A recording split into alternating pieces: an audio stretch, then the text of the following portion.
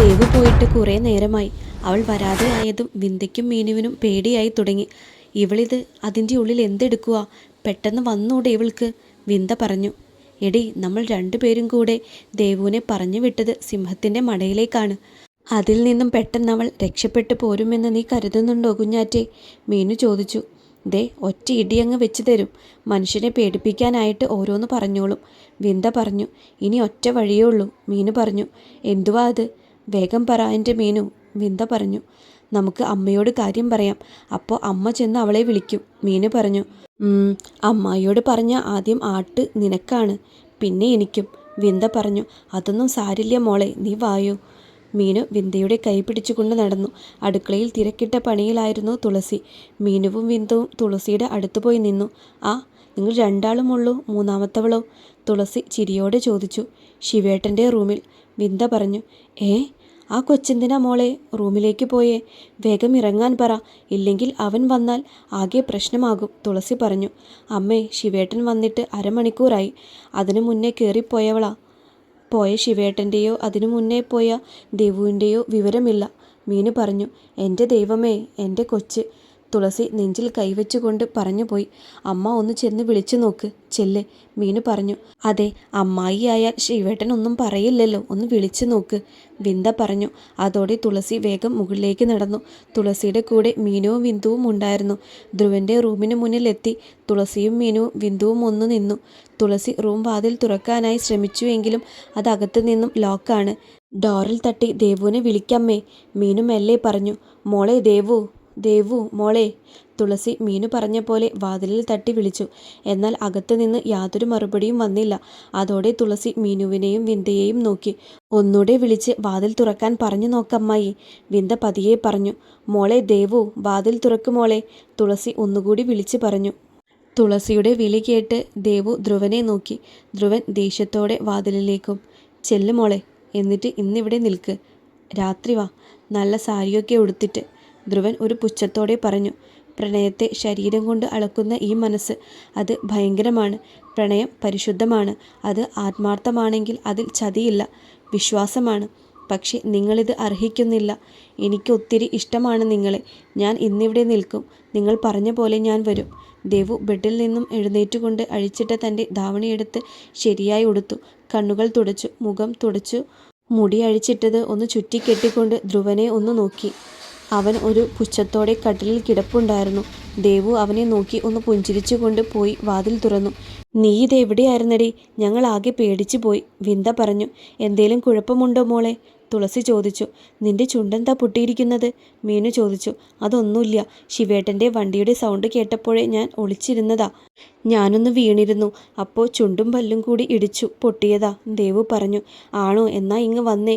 അവൻ ഉറങ്ങിക്കാണും അല്ലേ? തുളസി ചോദിച്ചു.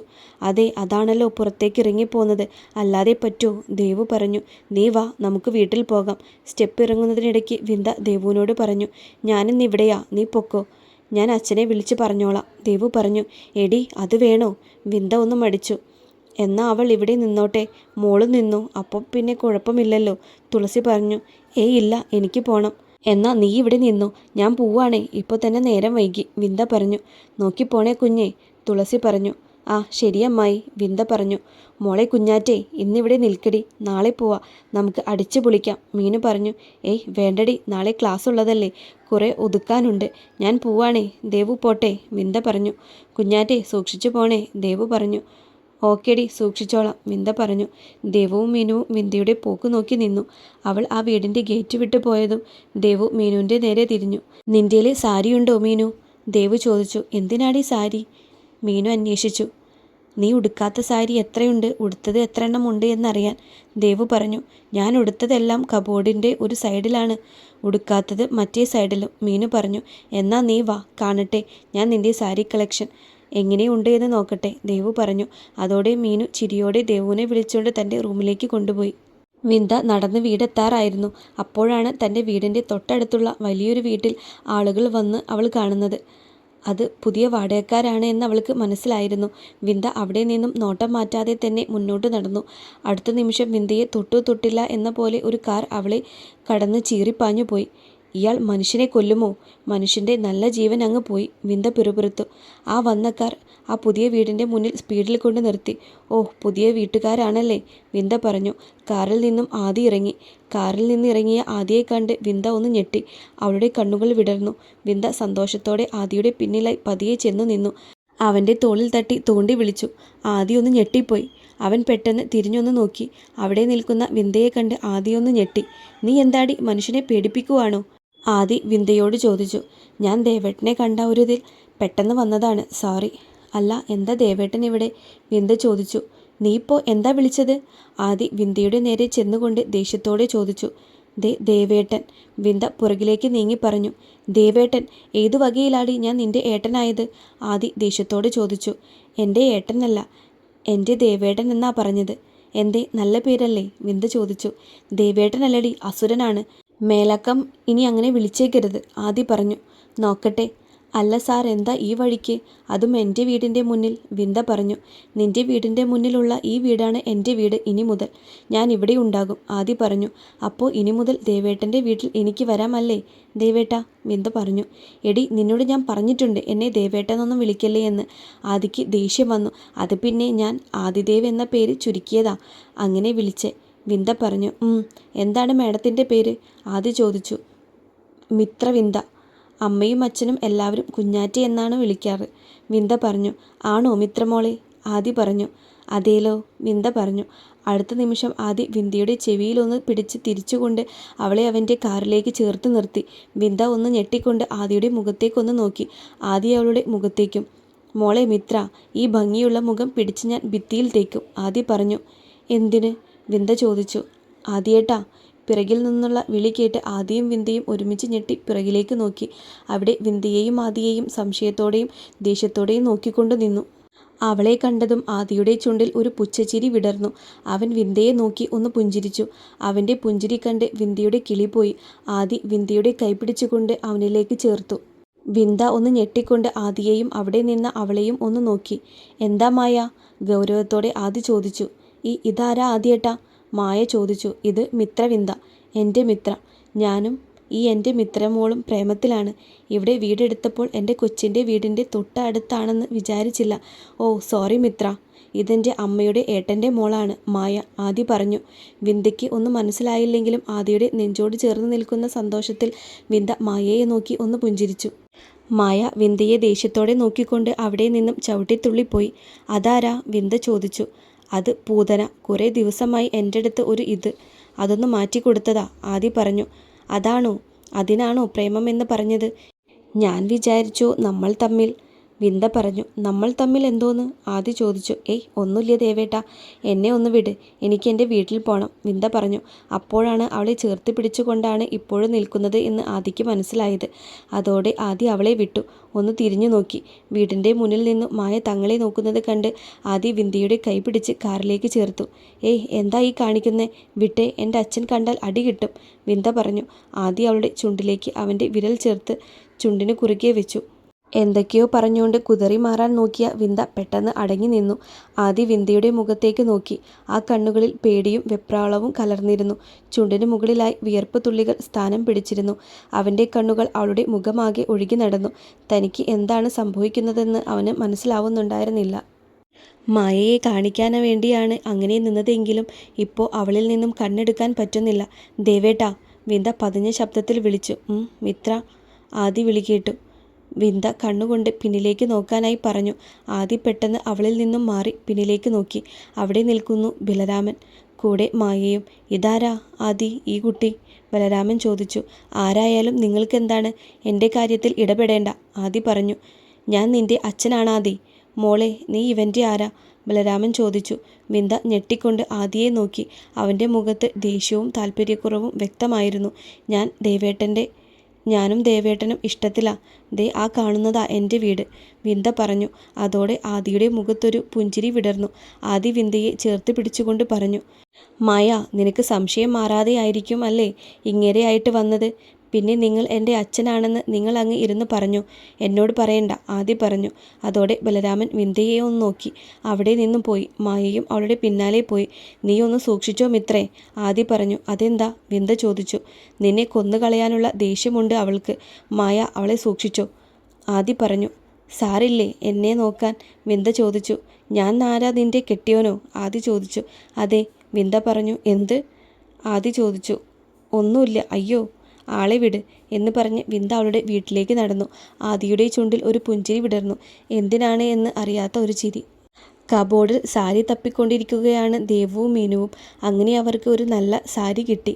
ഇത് മതി, നല്ല സാരിയാണ്, ദേവു ചോദിച്ചു. ഇത് നല്ല സാരിയൊക്കെ തന്നെ, പക്ഷേ എന്തിനാടി നീ ഇപ്പോൾ നോക്കുന്നേ? മീനു ചോദിച്ചു. വെറുതെ. നല്ല രസല്ലേ സാരി, ഇതെനിക്ക് തരുമോ മീനു? ഞാൻ കൊണ്ടുപോക്കോട്ടെ? ദേവു ചോദിച്ചു. നീ കൊണ്ടുപോക്കോ. അതല്ല, ശിവേട്ടൻ നിന്നെ കണ്ടില്ലേ? മീനു ചോദിച്ചു. കണ്ടു, ദേവു നിസ്സാരമായി പറഞ്ഞു. എന്നിട്ട് നിന്നെ വഴക്ക് പറഞ്ഞില്ലേ? ശിവേട്ടൻ ഒന്നും മിണ്ടിയില്ലേ? മീനു ചോദിച്ചു. പറഞ്ഞില്ല, ഞാനൊരു ഉമ്മ കൊടുത്തു, ദേവു പറഞ്ഞു. ഒന്ന് പോടി, തമാശ പറയാതെ, മീനു പറഞ്ഞു. തമാശയോ? ഞാൻ കാര്യമായിട്ട് പറഞ്ഞതാ. നിന്റെ ഏട്ടൻ ഉമ്മ വെച്ചിട്ടാ എൻ്റെ ചുണ്ട് പൊട്ടിയെ, ദേവു പറഞ്ഞു. ഞാൻ വിശ്വസിക്കില്ല, മീനു പറഞ്ഞു. എന്നാൽ നീ പോയി ശിവേട്ടനോട് ചോദിക്കേ, അപ്പോൾ അറിയാലോ, ദേവു പറഞ്ഞു. അത് വേണ്ട, മീനു ഇളിച്ചുകൊണ്ട് പറഞ്ഞു. ഇളിക്കാണ്ട് നടക്കങ്ങോട്ട്, ദേവു പറഞ്ഞു. എന്നാ വാ, അമ്മയുടെ അടുത്ത് പോകാം, മീനു പറഞ്ഞു. ദേവു മൂളി. രണ്ടുപേരും കൂടി തുളസിയുടെ അടുത്തേക്ക് നടന്നു. വിന്ധ്യ കുളിച്ച് താഴേക്ക് വരുമ്പോഴാണ് അച്ഛനും അമ്മയും കൂടെ പുറത്തു പോവാൻ നിൽക്കുന്നത് കണ്ടത്. നിങ്ങൾ ഇതെവിടേക്കാ പോണത്? വിന്ധ്യ ചോദിച്ചു. ഞങ്ങൾ ആ നേരെ കാണുന്ന വീടില്ലേ, അവിടെ വീട് പാർക്കലാണ്. വിളിച്ചിട്ടുണ്ട്, ഒന്ന് പോയിട്ട് വരാം, ഗീത പറഞ്ഞു. അപ്പോൾ ഞാനെന്താ പൊട്ടനാ? എന്നെ വിളിച്ചൂടെ അമ്മ? ഞാൻ വരില്ലേ? വിന്ധ്യ പറഞ്ഞു.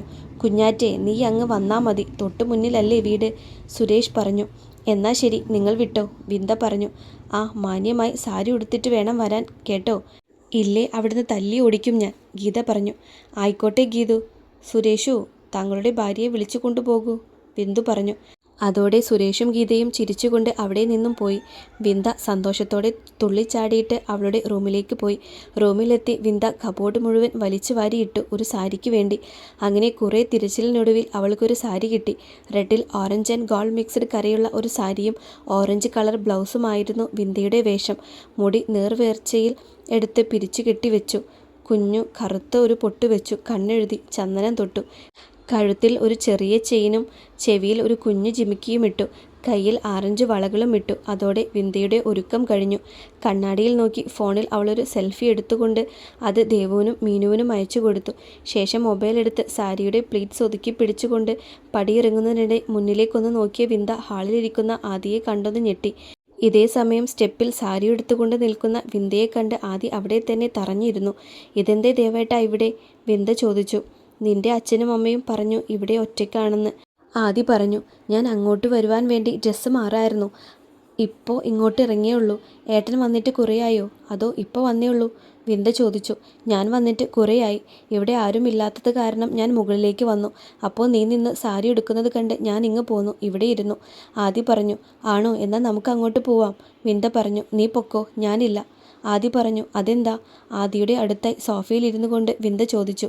അവിടെ ബലരാമന് വേണ്ടപ്പെട്ടവർ എല്ലാവരുമുണ്ട്, ഞാൻ അവിടെ അധികപ്പറ്റാണ്, ആദി പറഞ്ഞു. അതെന്താ, ദേവേട്ടൻ്റെ അച്ഛനല്ലേ? വിന്ധ്യ ചോദിച്ചു. ആണെന്ന് പറയാം, ഒരു സിഗരറ്റ് എടുത്ത് കത്തിച്ച് പുകച്ചുകൊണ്ട് ആദി പറഞ്ഞു. പിന്നെന്താ അധികപ്പറ്റ്? വിന്ധ്യ ചോദിച്ചു. നീയൊന്നും മിണ്ടാതെ ഇരിക്കടി, എന്തൊക്കെ അറിയണം? കൂടുതൽ അറിയണമെന്നുണ്ടെങ്കിൽ നീ പോയി അയാളോട് ചോദിക്കേ, ആദി പറഞ്ഞു. ദേവേട്ടൻ പറഞ്ഞാൽ മതി, വിന്ധ്യ പറഞ്ഞു. ഞാൻ ജനിച്ചപ്പോഴേ എൻ്റെ അമ്മ മരിച്ചു. അതോടെ എൻ്റെ അച്ഛൻ എന്ന് പറയുന്ന ആ മനുഷ്യൻ അമ്മയെ കൊന്നവൻ ആയിട്ടാ എന്നെ കാണുന്നത്. ശരിക്കും എൻ്റെ അമ്മയുടെ മുഖം പോലും ഞാനൊന്ന് കണ്ടിട്ടേയില്ല. അച്ഛൻ്റെ സ്നേഹം എന്താണെന്ന് അറിഞ്ഞിട്ടില്ല. പഠിച്ചതും വളർത്തിയതും ഒരു കടമ പോലെ. ആദ്യമൊക്കെ വിഷമം തോന്നി കരയുമായിരുന്നെങ്കിലും പിന്നെ അത് മാറി വാശിയായി. എന്നെ ആരും സ്നേഹിക്കണ്ട, ഞാൻ ആരുടെയും സ്നേഹത്തിന് വേണ്ടി യാചിക്കില്ലെന്നും ഉറപ്പിച്ചു. അതിൽ പിന്നെ ഈ നിമിഷം വരെ ഒരാളോടും ഒന്നിനും വേണ്ടി കെഞ്ചിയിട്ടില്ല. എനിക്ക് ആരും വേണ്ട, ധ്രുവനുണ്ട് കൂടെ, എന്നും ഉണ്ടാകും, ആദി പറഞ്ഞു. വിന്ധ്യയുടെ കണ്ണ് നിറഞ്ഞിരുന്നു. അവൾ ആദിയെ തന്നെ കണ്ണെടുക്കാതെ നോക്കി. ആദി സിഗരറ്റ് വലിക്കുന്ന തിരക്കിലായിരുന്നു. ദേവേട്ടാ, വിന്ധ്യ വിളിച്ചു. എന്താടി? ആദി വിളിക്കേട്ടു. അപ്പോൾ പ്രേമമൊന്നും ഉണ്ടായിട്ടില്ലേ? വിന്ദ ചോദിച്ചു. നീ ഒന്ന് പോയേ. എനിക്ക് ഇന്നേ വരെ ഒരുത്തിയോട് പോലും തോന്നാത്ത ഒരേ ഒരു കാര്യമാണത്. ആദി പുച്ഛിച്ച് ചിരിച്ചുകൊണ്ട് വിന്ദയോട് പറഞ്ഞു. എന്നെ ഇഷ്ടായോ? വിന്ദ ചോദിച്ചു. ഞാൻ എന്തിനാടി നിന്നെ ഇഷ്ടപ്പെടുന്നത്? ആദി ചോദിച്ചു. പിന്നെ എന്തിനാ എൻ്റെ അടുത്തിരിക്കുന്നേ? വിന്ദ ചോദിച്ചു. ഞാൻ എപ്പോൾ നിൻ്റെ അടുത്തിരുന്നു? നീയല്ലേ എൻ്റെ അടുത്ത് വന്നിരുന്നത്? ആദി പറഞ്ഞു. ആ അതല്ല, എൻ്റെ വീട്ടിലേക്ക് വന്നത് ഞാൻ ഒറ്റയ്ക്കാണെന്ന് അറിഞ്ഞിട്ടല്ലേ? വിന്ദ പറഞ്ഞു. എടി, അത് നിന്നോടുള്ള സ്നേഹം കൊണ്ടൊന്നുമല്ലടി. അവിടെ നിന്ന് ഒന്ന് മാറി നിൽക്കാൻ വേണ്ടിയാണ്. ആദി അവളെ നോക്കാതെ പറഞ്ഞതും വിന്ദയുടെ കണ്ണ് നിറഞ്ഞു. അവൾ കരയാൻ തുടങ്ങി. ഏയ്, എന്തിനാടി നീ കരയുന്നേ? ആദി ഞെട്ടിപ്പോയി. നിങ്ങൾക്ക് എന്നോട് ഇഷ്ടമില്ലല്ലോ? വിന്ദ പറഞ്ഞു. അതിനെന്തിനാ നീ കരയുന്നേ? ആദി ചോദിച്ചു. എന്നാ എന്നെ ഇഷ്ടാണെന്ന് പറ. വിന്ദ പറഞ്ഞു. നീ ഒന്ന് പോയേടി, ആദി പറഞ്ഞു. അതോടെ വിന്ദയുടെ കരച്ചിൽ കൂടി. അവൾ മുഖം പൊത്തി കരയാൻ തുടങ്ങി. ഇത് വല്ലാത്ത കഷ്ടമായല്ലോ, ആദി പിറുപിറുത്തു. മിത്ര, മിത്ര, ആദി വിളിച്ചു. അവൾ വിളി കേട്ടില്ല. അതോടെ ആദി അവളുടെ നേരെ തിരിഞ്ഞിരുന്നു കൊണ്ട് മുഖം പൊത്തിപ്പിടിച്ച കൈ ബലമായി മാറ്റി. വിന്ദയുടെ മുഖത്തേക്ക് ആദി നോക്കി. കരഞ്ഞു കലങ്ങി ചുവന്ന കണ്ണുകൾ. ആദിയുടെ നെഞ്ചൊന്ന് വിങ്ങി. തനിക്ക് വേണ്ടിയാണ് അവൾ കരയുന്നത് എന്നോർത്ത് അവൻ്റെ ഉള്ളിൽ ഒരു പിടച്ചിലുണ്ടായി. മിത്ര, അവൻ വിന്ദയുടെ മുഖം കയ്യിലെടുത്തുകൊണ്ട് പതിയെ വിളിച്ചു. വിന്ദ ഒന്നും പറയാതെ ആദിയുടെ നെഞ്ചിലേക്ക് ചാഞ്ഞു. അടുത്ത നിമിഷം ആദിയും അവളെ ചേർത്ത് പിടിച്ചു.